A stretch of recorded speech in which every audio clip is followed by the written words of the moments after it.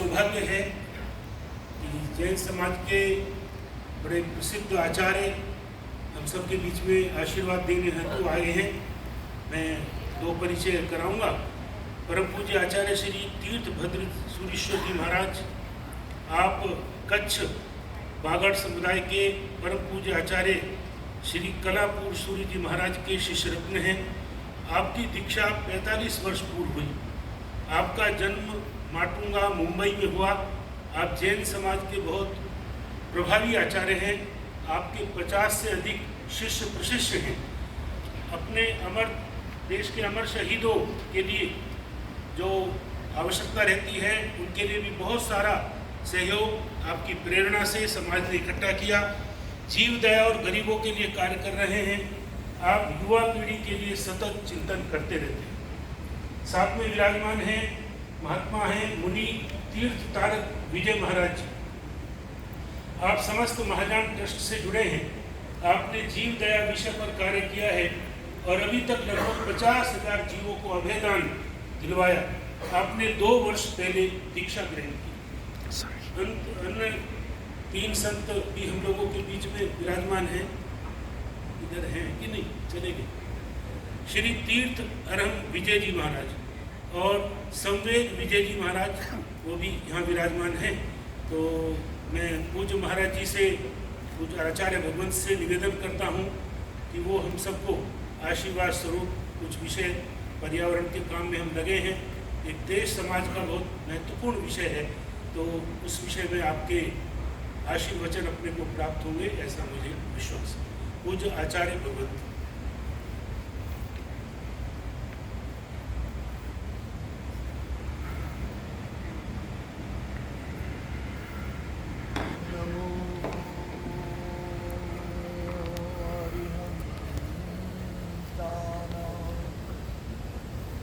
नमो सिद्धाय, नमो आयर्याय, नमो उपचाय, नमो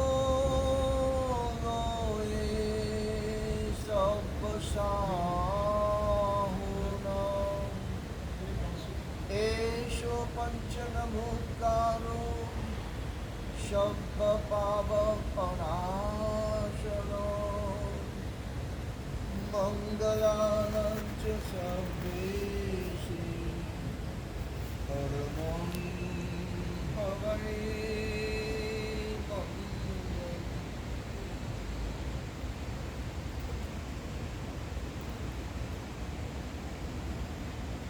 आज की इस पर्यावरण की सोच के विषय में आप सभी के बीच में उपस्थित रहने का एक अवसर हमें मिला। यह भी हम परमात्मा की कृपा मानते हैं।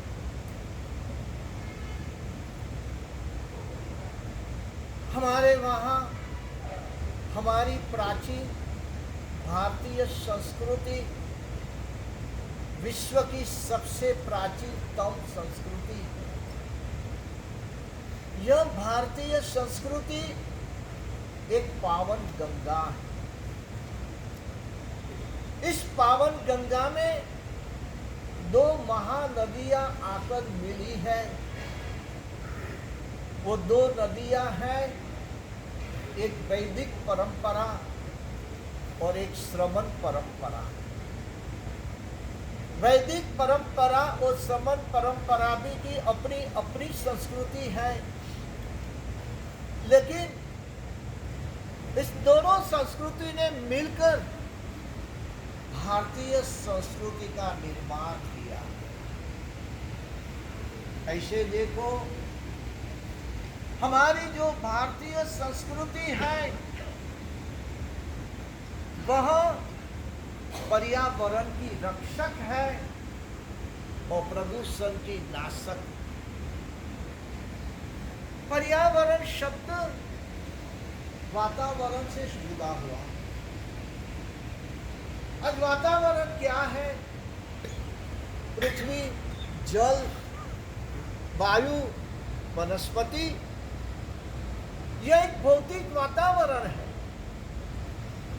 और इस भौतिक वातावरण से यह पर्यावरण शब्द जुड़ा हुआ है।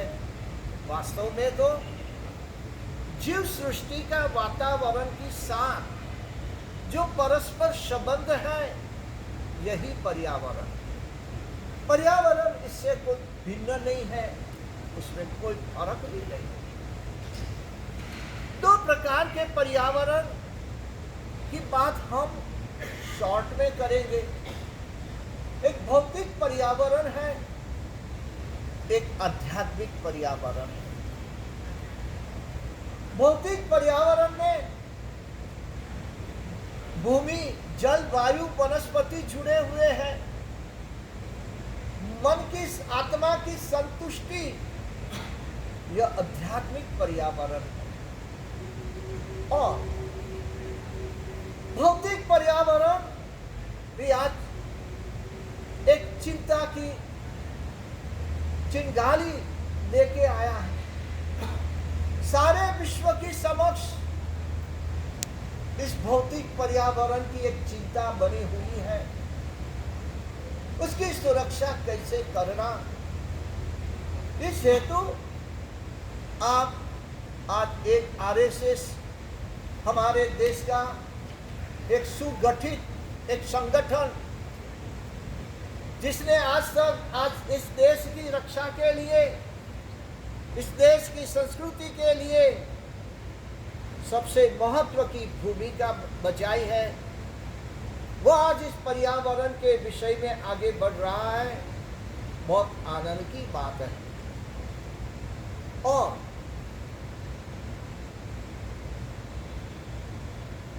वैदिक साहित्यों में भी एक बात बताई है। हकीकत में इस धरती के ऊपर जो भी जीव सृष्टि है, इस जीव सृष्टि का संरक्षण करना, यही वास्तव में धर्म है। और इस जगत में जो भी पदार्थ है, जो भी वस्तु है, उसके मूल स्वभाव को जानकर उस पदार्थ को, उस वस्तु को उसके स्वभाव में रहने देना, यह हमारा कर्तव्य है। पदार्थ का जो स्वभाव है, वस्तु का जो स्वभाव है, हमें उसके साथ छेड़छाड़ नहीं करना चाहिए। उसको उसके स्वभाव में रहने दो, यह हमारा कर्तव्य बन जाता है। और आज उपभोक्तावादी संस्कृति का प्रचार इतना हो रहा है, और आज का सारा देश, आज की सारी जनरेशन इस उपभोक्ता संस्कृति के पीछे पागल बनी है। और इसके कारण ही आज का पर्यावरण इतना दूषित बन चुका है। इस पर्यावरण को बचाने के लिए, पर्यावरण की शुद्धि के लिए सभी तरह से यदि प्रयास किया जाएगा, तो ही हमें कुछ सफलता मिल सकती है। अकेली सरकार भी कुछ नहीं कर सकेगी, अकेली प्रजा भी कुछ नहीं कर सकेंगे। सभी का जब सहयोग बनेगा, तब इस पर्यावरण के प्रदूषण को हम दूर कर सकेंगे। तो इसके लिए सबसे पहली आवश्यकता है इस पर्यावरण की शिक्षा। आज के छोटे से लेकर बड़े तक को यह शिक्षा मिलनी चाहिए। आज के बच्चे को, आज के युवाओं को शायद ये पता भी नहीं है कि पर्यावरण क्या है, पर्यावरण का महत्व क्या है। उसकी शिक्षा हाँ आज स्कूलों में दी जाती है, लेकिन और ठोस कार्य उसमें करना जरूरी है। और इसके साथ हमारे भगवान महावीर परमात्मा ने आज से 2500 साल पहले ये बात बताई थी कि पृथ्वी, जल, अग्नि और वायु और आकाश, वनस्पति, ये सभी का जीवन है। यह एक जीव सृष्टि, और इसी जीव सृष्टि के आधार पर आज मानव का जीवन चल रहा है। आज हमारा जो कुछ भी जीवन है या अन्य प्राणियों का भी जो जीवन है, इसी सृष्टि के ऊपर, इसके आधार पर ही हमारा जीवन चल रहा है। वैदिक साहित्य में एक बात बताई है कि धर्म का जन्म कैसे होता है। तो धर्म का जन्म प्रकृति से होता है। धर्म का जन्म प्रकृति से है। जिस प्रकृति से धर्म का जन्म है, उस प्रकृति की रक्षा करना यह हमारा धर्म है, यह हमारा कर्तव्य है। आज इस कर्तव्य को हम भूल रहे हैं। फिर से इसके लिए जागृति लाने के लिए प्रयास है।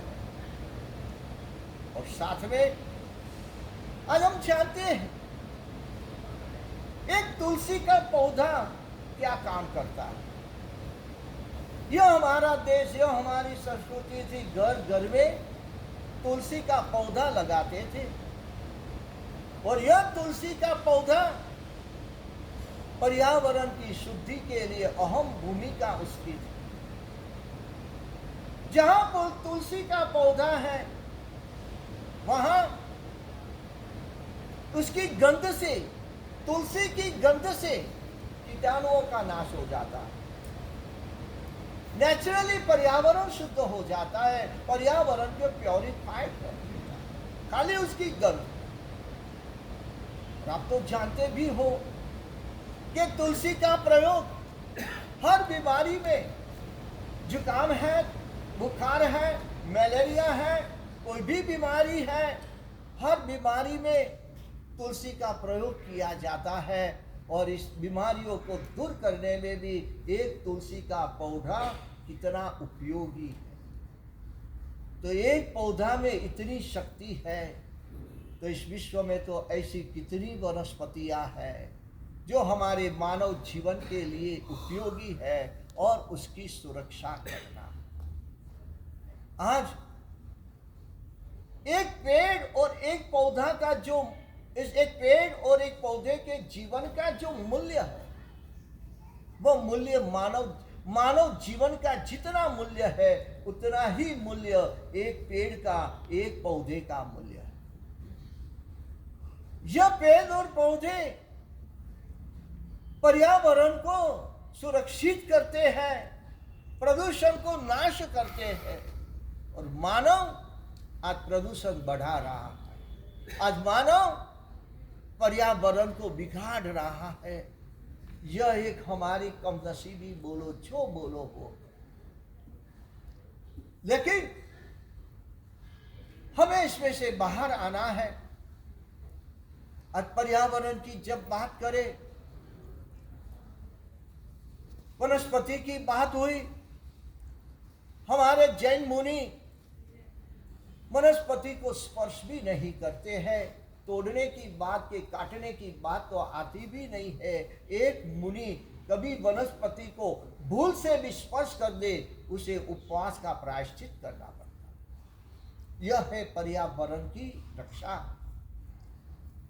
उसी प्रकार आज हमारी जो परिस्थिति है, पर्यावरण विभाग का एक सर्वे हमको पढ़ने में मिला था, शायद आप जानते भी होंगे। एक व्यक्ति के लिए, एक आदमी के लिए 428 वृक्ष होना चाहिए। कितना? 428 वृक्ष एक आदमी के लिए होना चाहिए। यह पर्यावरण विभाग का सर्वेक्षण है। आज की परिस्थिति है, एक व्यक्ति के लिए 428 तो नहीं, लेकिन शहरों की परिस्थिति है, एक व्यक्ति के लिए केवल 7 से 8 वृक्ष है। गांवों के अंदर एक व्यक्ति के लिए 22 वृक्ष। जरूरत है 428 वृक्ष। इतनी बड़ी जरूरत, एक व्यक्ति के लिए, एक व्यक्ति के दीठ 428 वृक्ष हो तो यह पर्यावरण का संतुलन टिकेगा। लेकिन आज वो संतुलन टूट गया है, वृक्षों कट गए हैं।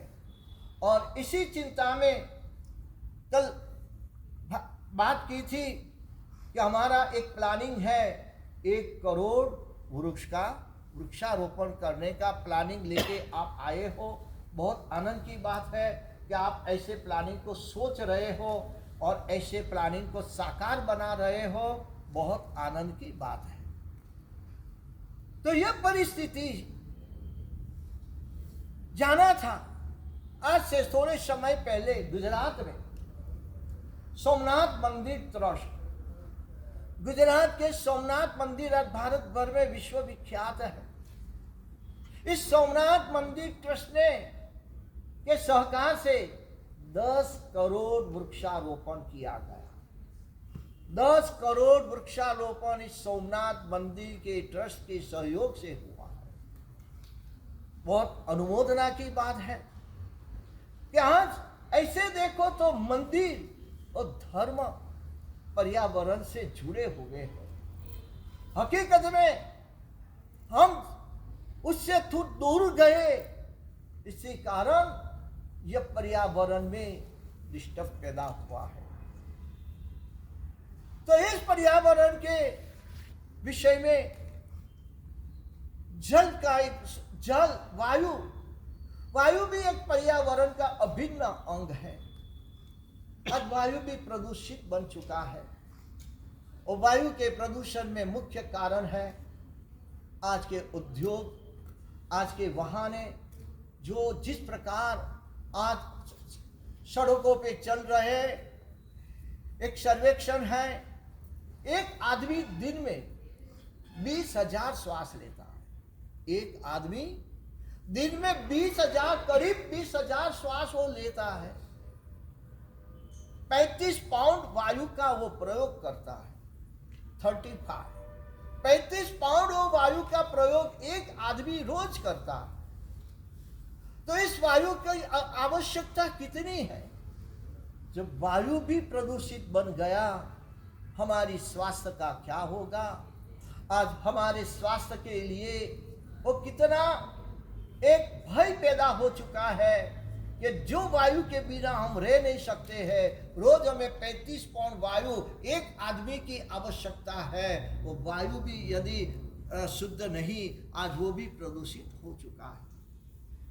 जल की बात करें तो जल ऐसे देखो तो पूरी धरती के ऊपर 2/3 भाग में जल है, लेकिन मानव के उपभोग के योग्य जल बहुत कम है। मानव के उपभोग में उपयोगी बने ऐसी जल कम है। ऐसे जल के स्रोत है, तालाब है, नदी है, कुएं है, जलाशय है। लेकिन आज केमिकलों का उपयोग इतना बढ़ गया है, औद्योगिकरण इतना हो रहा है। और तीसरे नंबर में जलीय जो जीव है, जल में रहने वाली जो जीव जाति है, उसका शिकार और उसका एक्सपोर्ट जिस तरह से हो रहा है, इस कारण हमारा जल भी आज प्रदूषित बन गया है। जल में रहने वाले जीव जंतु, जल में रहने वाली मछलियां जल को प्योरीफाइड करती है, जल को कीटाणु रहित बनाती है। लेकिन जो जल को कीटाणु रहित बनाने वाली है मछलियां, अन्य जीव जंतु, आज उसका शिकार हो रहा है, आज उसका एक्सपोर्ट हो रहा है। और इसके कारण जो जल कीटाणु मुक्त होना चाहिए, वो जल भी आज कीटाणु मुक्त नहीं रहा है। इस सभी चीज को सोचना जरूरी है। और जल की साथ आज जिस प्रकार पानी की बोतल का आज बिजनेस दिन प्रतिदिन इतना बढ़ रहा, पूरे देश में एक दृष्टि से आप देखो, केवल हम भारत की बात करें, पूरे देश में आज रोज की पानी की बोतल कितनी बिकती है? सर्वेक्षण कहता है 1 मिनट में 10 लाख बोतल बिकती है। 1 मिनट में 10 लाख बोतलों का सेलिंग है। 1 मिनट में उस 10 लाख बोतलों का जो सेलिंग हो रहा है, उसमें से 6 लाख बोतल रिसाइकलिंग में जाती है। 4 लाख बोतल धरती पे इधर उधर बिखर के पड़ी। इतनी पानी की प्लास्टिक की बोतलें प्रतिदिन की यह बात है, प्रति मिनट की यह बात है। इसके कारण तकलीफ क्या है? इस पानी के बोतल जहां था बिखर रही है। बरसात का पानी जमीन में उतरता नहीं है। बरसात का पानी धरती में जाना चाहिए, वो नहीं जा सकता। और इसके साथ पाउच, आज सभी चीज प्लास्टिक के पाउच में बिक रही। प्लास्टिक के पाउच की जो आज एक बड़ी समस्या है, छोटी बड़ी सभी चीज प्लास्टिक के पाउच में बिक रही है। रोज 1 लाख टन, रोज के 1 लाख टन इस प्लास्टिक के पाउच को जमीन में गाड़ा जाता है। रोज के 1 लाख टन इस प्लास्टिक के पाउच को जमीन में गाड़ा जाता है। यह प्लास्टिक 500 साल तक नष्ट नहीं होता है। 500 साल तक वो वही ऐसे ही रहते हैं। रोज का 1 लाख टन जब प्लास्टिक के पाउच ये जमीन में गाड़ा जाता है, आकाश का पानी धरती में कहाँ जाएगा? वह धरती में वो पानी नहीं उतर रहा है। और उसके कारण आप रोज जानते हो, मीडिया में देखते हो, यहाँ बादल फटा, यहाँ बादल फटा, यहाँ बादल फटा। आज से 5-25 साल पहले कभी सुना था कि बादल फटा? नहीं सुनने को मिलता था।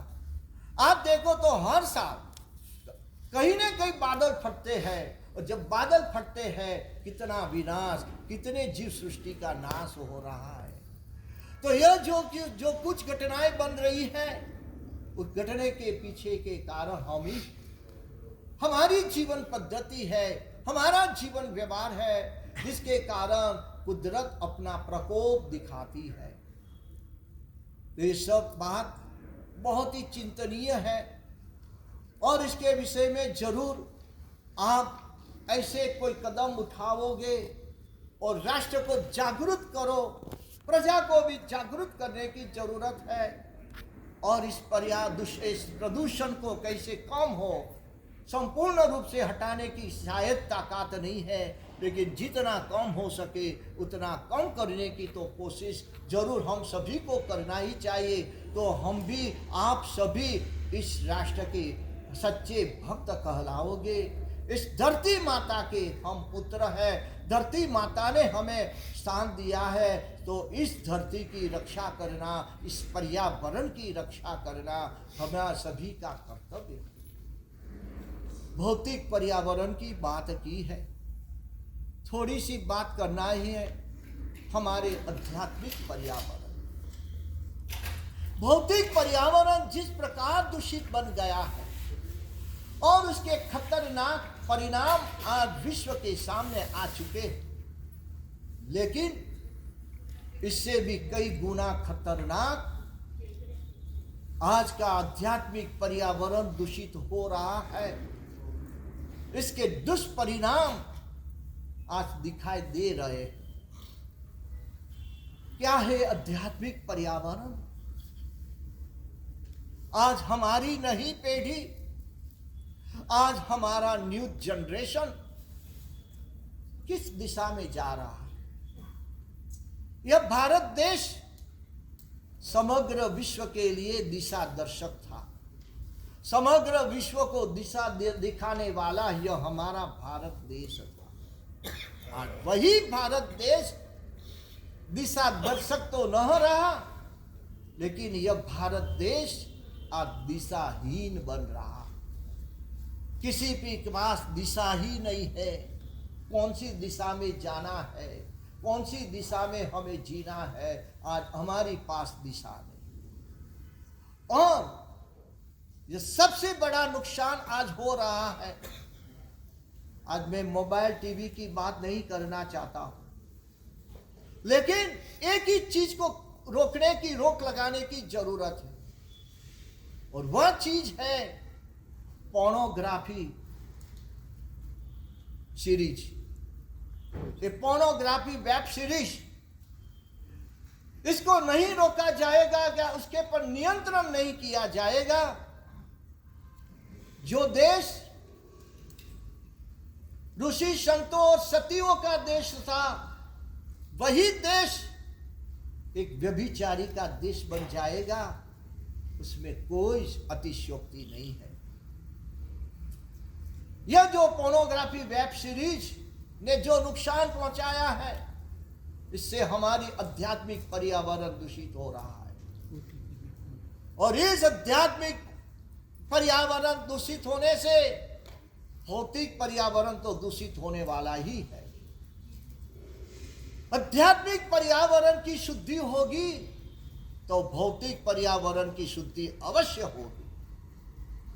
तो यह आध्यात्मिक पर्यावरण की जो समस्या आज सबसे ज्यादा खतरनाक बन चुकी है, और इसके दुष्परिणाम आज नजर के सामने हम देख रहे हैं। एक दो घटना खाली बताऊंगा, आपको तब पता चलेगा कि आज क्या चल, आपको जानते भी हो कि शायद, क्योंकि हमारे से ज्यादा हम ऐसे वीडियो के, मूवी के, मोबाइल का यूज नहीं करते हैं। लेकिन जब कोई गुरु भक्त, कोई देशभक्त आके बात करते हैं, अपनी व्यथा जब बताते हैं, तब हमारी व्यथा बहुत बढ़ जाती है, और हमें भी एक लगता है एक साधु के पद पे रहने के बाद हमारी भी एक कर्तव्य है कि समाज की भी रक्षा हो, समाज के संस्कारों की रक्षा हो। यह भी हमारा एक कर्तव्य बन जाता है। तो इसके लिए जैसे भौतिक पर्यावरण के लिए प्रयास किया जा रहा है, अनुमोदनीय, प्रशंसनीय है, उसी लिए आध्यात्मिक पर्यावरण भी बिगड़े नहीं, उसके लिए भी कुछ प्रयास करना चाहिए। यह बात मैं आपकी समक्ष रख रहा हूँ एक विश्वास से कि राष्ट्रीय स्वयंसेवक संघ एक देशभक्त है। राष्ट्रीय स्वयंसेवक संघ इस देश की रक्षा के लिए, इस संस्कृति की रक्षा के लिए आज इस आरएसएस ने आज तक जो कार्य किया है, वो कार्य दूसरे कोई नहीं, किसी ने नहीं किया है।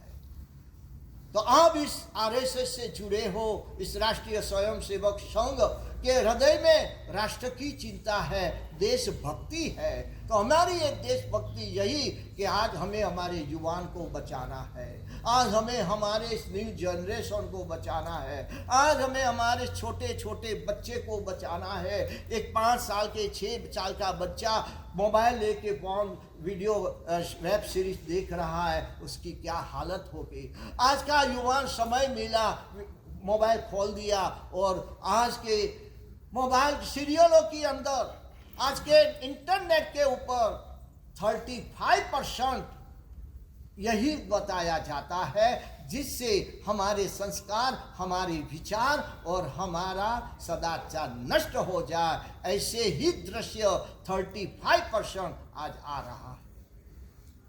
तो इसके सामने हमें हमारे संतान को बचाना है, हमारे युवाओं को बचाना है, हमें हमारे बच्चों को बचाना है।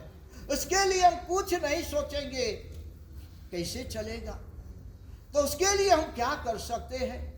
अभी की एक बात को, पहले एक अलग बात करो, बाद में एक अलग बात कर रहा हूं।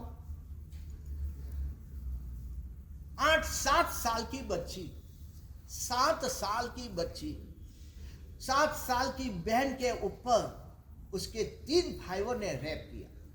3 भाइयों की उम्र है 8 से 13 साल की।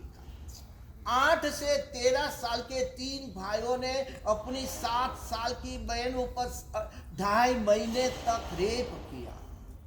यह सभी प्रूफ और नाम सहित हमारी पास सब है। ऐसी घटना एक नहीं है, आज हजारों घटना यह बन रही है। अभी एक सीरियल बाहर आई है। इस सीरियल के अंदर एक व्यक्ति अपनी बहन के साथ, अपनी भाभी के साथ, अपनी मां के साथ व्यभिचार का सेवन कर रहा है। यह सीरियल में बताने में आ रहा है। और आज यह सीरियल सब देखते हैं, आपके बच्चे सब देखते हैं। वो सीरियल आ रही है एकता कपूर की। ये सीरियल के अंदर एक व्यक्ति अपनी बहन, अपनी भाभी और अपनी मां के साथ भोग कर रहा है। यह सीरियल जब बच्चे देखेंगे, युवान देखेंगे, यह दृश्य को देखकर उसकी दृष्टि क्या बनेगी? वो अपनी बहन को कौन सी दृष्टि से देखेगा? वो अपनी भाभी और मां को कौन सी दृष्टि से देखेगा? हम क्या कर सकेंगे? हम किसको रोक सकेंगे? हमारा समाज की व्यवस्था टूट रही है, हमारे परिवार का स्तंभ टूट रहा है। हमारी समग्र संस्कृति, जिस देश में मां और बहन की इज्जत थी, आज वो मां बहन की इज्जत को कैसे बचाना, यह एक बहुत बड़ी व्यथा है। इस बहुत बड़ी समस्या हम क्या कर सके उसमें? दो चीज हम कर सकते हैं। आज आरएसएस एक मजबूत से मजबूत संगठन है। सबसे ज्यादा यदि सरकार पे प्रभाव हो, आज की सरकार पे प्रभाव हो, यह राष्ट्रीय स्वयंसेवक संघ का है। और इस वेब सीरीज को बंद करने को हम शायद नहीं करेंगे, कहेंगे तो भी नहीं होने वाली है, समझ लो। लेकिन हम इतना तो जरूर करा सकते हैं कि जैसे फिल्म इंडस्ट्री में सेंसर बोर्ड है, फिल्म इंडस्ट्री में जिस प्रकार सेंसर बोर्ड है, ऐसा कोई सेंसर बोर्ड की रचना इसके लिए होनी चाहिए। एक समय था, सिनेमा में लोग पिक्चर देखने को जाते थे और सिनेमा में पिक्चर देखते समय इस पिक्चर के दृश्य में जब एक दूसरे को किस करने में आती थी, लोग अपने मुंह नीचे कर देते थे, आंख बंद कर देते थे, लज्जा आती थी ऐसे दृश्य को देखने के लिए। और आज इससे भी गंदे दृश्य परिवार में सब साथ में मिलकर देख रहे हैं। यह जो गंदगी आज हमारे देश में डालने में आ रही है, यह गंदगी को कैसे रोकना, यह गंदगी को कैसे कम करना, इसके ये सबसे बड़ा पर्यावरण है, ध्यान रखना। भौतिक पर्यावरण की रक्षा अवश्य करना है और इसके साथ इस आध्यात्मिक पर्यावरण की भी रक्षा के लिए हमें कटिबद्ध बनना ही पड़ेगा। आज के युवान की उम्र है, टाइम मैनेजमेंट करना है उसको, एनर्जी मैनेजमेंट करना है उसको, और मनी मैनेजमेंट उसको करना है। लेकिन टाइम मैनेजमेंट या मनी मैनेजमेंट या एनर्जी मैनेजमेंट करने के बदले आज वो युवान कहां पड़ गया, कहां फंस गया है। इस पॉर्न वेब सीरीज के कारण आज की युवान की दिशा बदल गई है, उसकी दृष्टि बदल गई है।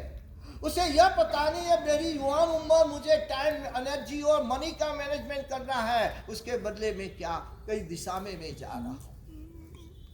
परिस्थिति वहां तक पहुंची, हमारी बहन बेटियों की इज्जत ब्लैकमेलिंग किस प्रकार हो रहा है, कितने किस्से आज हमारे सामने आए हैं। एक लड़की को ये पॉर्न वेब सीरीज देखने के कारण युवान उम्र है, उन्माद पैदा हो जाता है। आज उसमें उन्माद को शमाने की ताकत उसमें नहीं है। वो उन्माद पैदा होने के बाद अपने उन्माद को शांत करने के लिए किसी न किसी लड़की को वो फंसाता है, लड़की के साथ फ्रेंडशिप किया जाता है फ्रेंडशिप करके उस लड़की को होटल में ले जाते हैं, रिसोर्ट में ले जाते हैं, वहां जाके उसको ऐसे केमिकल आए हैं, 2 ड्रॉप्स काफी है, केवल 2 ड्रॉप्स उसके पेट में कोल्ड ड्रिंक्स के साथ, आइसक्रीम के साथ, कुछ भी भोजन के साथ वो 2 ड्रॉप उसके शरीर में डालने में आता है। वो 2 ड्रॉप उसके शरीर में गया, वो लड़की बेहोश हो जाती है। 20 घंटे तक वो बेहोशी में रहती है। 20 घंटे की इस बेहोशी के समय में वो लड़के उसके साथ जो कुकर्म करते हैं उसके वीडियो भी लिया जाता है, उसके फोटो भी लिया जाता है।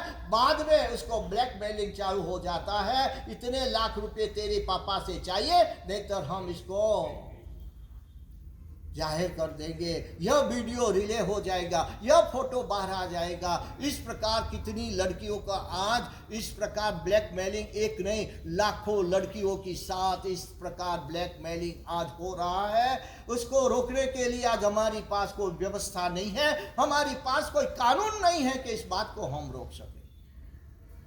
आज की मैं बात कर रहा हूं केवल 5-6 दिन पहले की, 1 सप्ताह पहले की बात, एक मैसूर की आपको बता रहा हूं। मैसूर में भी यही घटना एक बनी थी। एक लड़की के साथ इस प्रकार उसको फंसा के उसके साथ जो ब्लैकमेलिंग चालू हो गया। 20 लाख रुपया वो लड़का मांग रहा है, 20 लाख रुपया मुझे चाहिए, नहीं तो यह कर दूंगा, वो कर दूंगा, यह तो करूंगा। परिवार की स्थिति नहीं है कैसे 20 लाख उसके देना। फरियाद करने के हमारे पास कोई ऐसा कानून नहीं कि इसके लिए हम क्या करें। इसके लिए कानून की जरूरत है। 4 दिन के पहले की बात यह है। ऐसे तो कितने की साथ यह हो रहा है। सारे देश में निर्दोष लड़कियां को किस प्रकार इस प्रकार फंदे में फंसाने जाता है, और उसका मेन एक ही रीजन है, स्पॉन ग्राफिक वेब सीरीज। आज भारत में जितने रेप के केस हुए हैं, सभी रेप केस में जो इन्वेस्टिगेशन हुआ है, उस इन्वेस्टिगेशन के रिपोर्ट में एक ही बात है, स्पॉन ग्राफिक वीडियो सीरीज देखकर ही यह रेप का कार्य होता है। वो मेन उसका रीजन है। और उसके साथ ओटीपी प्लेटफॉर्म और होमोसेक्सुअल सीरियल, ये सब जो कुछ है, अब उसकी सब बात करने का अपने पास समय भी नहीं है। हमारा तो एक दिशा सूचन है आपके लिए। हम विश्वास रखते हैं कि इस गंदगी को रोकना तो जरूरी है, आवश्यक नहीं। राष्ट्र का तो जो होना वो होगा, लेकिन सबसे पहला हमारा परिवार खत्म होगा, हमारे रिश्ते खत्म हो जाएंगे, हमारे परिवार की सब संस्कारिता खत्म हो जाएगी। तो इससे बचने के लिए हम आपसे एक निवेदन करते हैं। आज राष्ट्रीय स्वयंसेवक संघ की जो ताकत है, इस ताकत के ऊपर आप गवर्नमेंट को इतना तो कह सकते हो कि फिल्म इंडस्ट्री के लिए जैसे सेंसर बोर्ड बनाया है, इसके लिए एक सेंसर बोर्ड बनना ही चाहिए। यदि सेंसर बोर्ड बन गया तो जरूर इसमें थोड़ा रिस्ट्रिक्शन, नियंत्रण आएगा, और इससे बहुत सारी रक्षा संस्कारों की होगी। यह कार्य बहुत अगत्य का है, बहुत ही इस कार्य को प्रायोरिटी देने की जरूर है। हमें सरकार से इतना ही कहना है, हम इसको बंद कराने की अब हम आपसे मांग नहीं करते, क्योंकि यह इंटरनेशनल लेवल पे है। शायद हम बंद करा नहीं सकते। हाँ, ताकत है वो मुस्लिम देशों में, अरब के देशों में वो ताकत है, जो अरब वो मुस्लिम देशों में ऐसी सीरीज, वेब सीरीज बता नहीं सकते हैं, उस देशों की ताकत है। लेकिन आज हमारी यह ताकत शायद नहीं है। फिर भी हम इतना तो करें कि सेंसर बोर्ड की रचना सरकार की पास करवाए, इस बोर्ड के सेंसर बोर्ड की रचना हो, और इसके पे कुछ नियंत्रण आ जाए। अति जो गंदे से दृश्य है उसको तो काट दिया ही जाना चाहिए, इतना। और दूसरे नंबर में, इस प्रकार की घटना में, केस में जो लड़कियां फंसती है, उसको बचाने के लिए हमारे पास कोई व्यवस्था होनी चाहिए। आज यह व्यवस्था हमारे पास नहीं है। यह व्यवस्था आज हमारे पास नहीं है। वो लड़कियां फंसती है, किसी को बता भी नहीं सकती है, किसी को कह भी नहीं सकती है, और कहीं तो पीछे सुसाइड कर जाती है। तो जो लड़की को इस तरह फंसाने में आती है, उस लड़कियों की सुरक्षा के लिए कुछ व्यवस्था हमारे पास होनी चाहिए। वो व्यवस्था कैसे, किस प्रकार, किस रूप में तैयार करना, वो आप सब प्राज्ञ हो, आप सब समझदार हो, आप जरूर इसके लिए कुछ करोगे, कर सकोगे। और इसके साथ ऐसे कुकर्म करने वाले को सख्त से सख्त सजा की जोगवाई भी हमारे बंधारण में होनी चाहिए, हमारे कानून में ऐसी आना चाहिए कि जो कोई ऐसा कुकर्म कर ले, इस प्रकार लड़कियों के फंसाकर, इस प्रकार जिस प्रकार ब्लैकमेलिंग करने में आ रहा है और उसको हर प्रत करने में आ रही है, उसको ऐसे अपराधी को सख्त सजा हो, ऐसे कुछ कानून भी बनना चाहिए। दो चीज, एक सेंसर बोर्ड और दूसरे नंबर में एक ऐसी व्यवस्था और ऐसे कानून हम सरकार के पास मांगे। और हमारी सरकार आज है, पब्लिक मांगेगी, जरूर सरकार पब्लिक को संतोष देने की कोशिश करेंगे। हम इतना विश्वास मोदी सरकार पे करते हैं। लेकिन पब्लिक जहां तक मांग नहीं रही है, सरकार भी क्या करेगी? तो पब्लिक के ओर से यह मांग खड़ी हो, यह कार्य आपको करना है। बस आप इस बारे में गंभीरता से सोचे और बस यह पर्यावरण हमारे राष्ट्र का नहीं, हम तो विश्व की बात करेंगे। विश्व मात्र का कल्याण हो, जीव मात्र का कल्याण हो। जीव मात्र को यह मानव जन्म मिला है और यह मानव जीवन केवल मुक्ति की साधना के लिए मिला है। सभी धर्म, कोई भी धर्म हो, सभी धर्म का अंतिम लक्ष्य तो यही है कि इस मानव जन्म को पाकर मुक्ति की साधना करना है। तो इस साधना में सहयोगी तब हो, इस साधना सफल तब बनेगी, साधना तब हो सकेगी भौतिक पर्यावरण भी शुद्ध हो और आध्यात्मिक पर्यावरण भी शुद्ध हो। बस दोनों प्रकार के पर्यावरण की हम रक्षा करें, उसमें हम निमित्त बने और कुछ हमारे में जो शक्ति है उस शक्ति का हम सदुपयोग करें। बस इतनी आपसे हम अपेक्षा करते हैं। यह हमारा एक आपको निवेदन है। और आज आरएसएस जिसके आज 1925 में जिसकी स्थापना हुई, अब 200 साल की शताब्दी के दिन नजदीक आ रहे हैं, बराबर है। और 1925 में केशव हेड गौड़े ने इसकी प्रतिष्ठा स्थापना की है और बाद में इस आरएसएस को आज वर्तमान समय में मोहन भागवत जी और भैया जी जिस प्रकार इस आरएसएस का नेतृत्व कर रहे हैं, बहुत ही अनुमोदनीय है। और उनके दिल में देशभक्ति है, उनके दिल में राष्ट्रभक्ति है, हिंदुत्व के प्रति उनकी पूर्ण आस्था है। आज हिंदू राष्ट्र में हम हैं और हिंदू राष्ट्र में रहकर यदि हम हिंदुत्व की रक्षा नहीं करेंगे तो कौन करेंगे? हमें हमारा हिंदुत्व को टिकाना है, हमें हमारा हिंदुत्व की भी रक्षा करना है। तो दोनों चीज के ऊपर हमारा ध्यान जाना जरूरी है और उसके लिए कुछ नक्कर परिणाम लाना जरूरी है, तो ही हमारी हिंदुत्व की सच्ची रक्षा भी होगी। तो इसके लिए जरूर आप कुछ अच्छी तरह से बस इस कार्य में आगे बढ़ो। आपका जो भी कार्य है, आपके जितने जितने कार्य चल रहे, 4 फील्ड में आपके कार्य चल रहे, सभी कार्यों में आपको सफलता प्राप्त हो और आप आगे बढ़ो और ज़्यादा से ज़्यादा इस राष्ट्र की आप सेवा और भक्ति करने वाले बनो। यही हमारे मंगल आशीर्वाद है। भारत माता की जय, सब संतल की जय, महाराज जी की जय।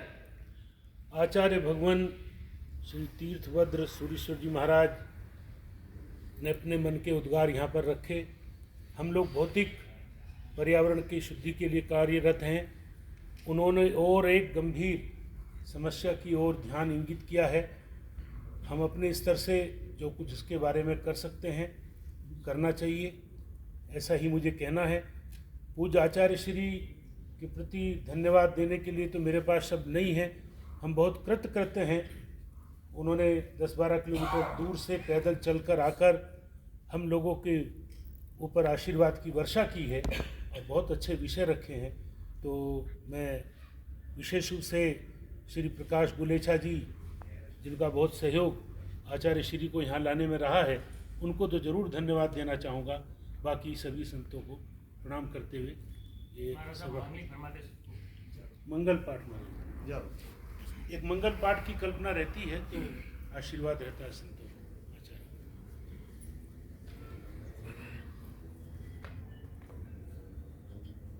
सर्वारिष्ट प्रणाशाय सर्वाभिष्टात दायिने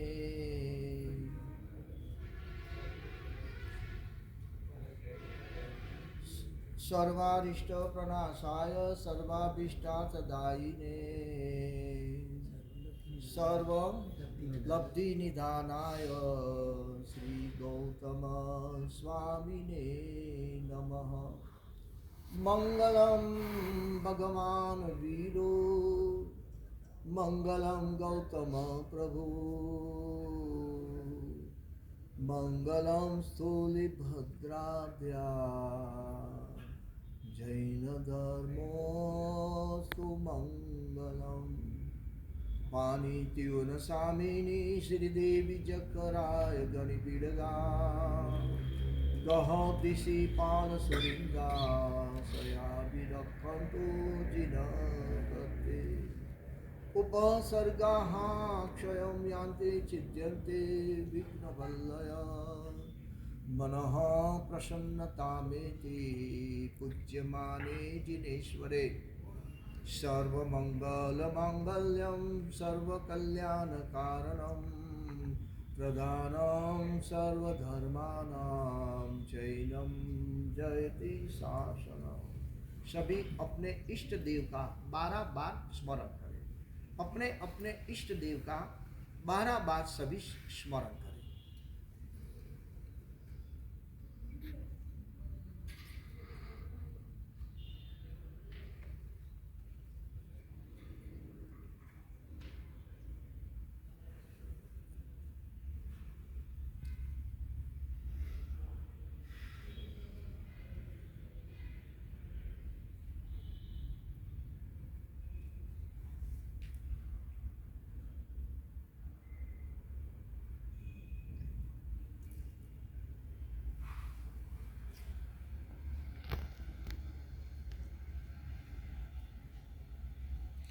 बोलिए परम पूज्य आचार्य श्री तीर्थभद्र सूरी जी महाराज की जय। आप सभी को एक पैम्पलेट यहाँ से दिया जा रहा है। ठीक।